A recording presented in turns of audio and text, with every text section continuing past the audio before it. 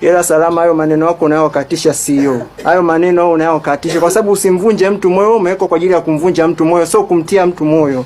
Ndio nisha kuvunja, si umeniambia nimewekwa kwa ajili ya kukuvunja. Ndio, lakini kwa sababu wewe unatakiwa mtu umtie moyo, sio kumvunja mtu moyo. Siwezi kukupaka mafuta kwa mgongo wa chupa she.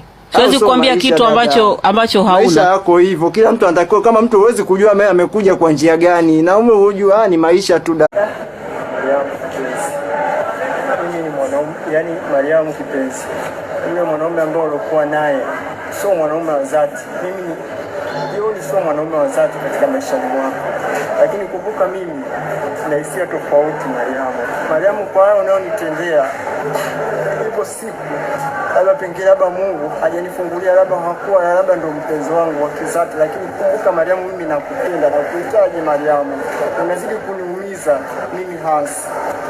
Miongoni mwa watu wenye maamuzi magumu sana ambaye aliweza kuishana na Salama kuja na karibu. Ndio nani brother? Kwa hasi kama gani? Nimekuja tena kwa mwaka huu 2026, nimekuja kushiriki tena katika safari ambayo inazidi kukata tamaa.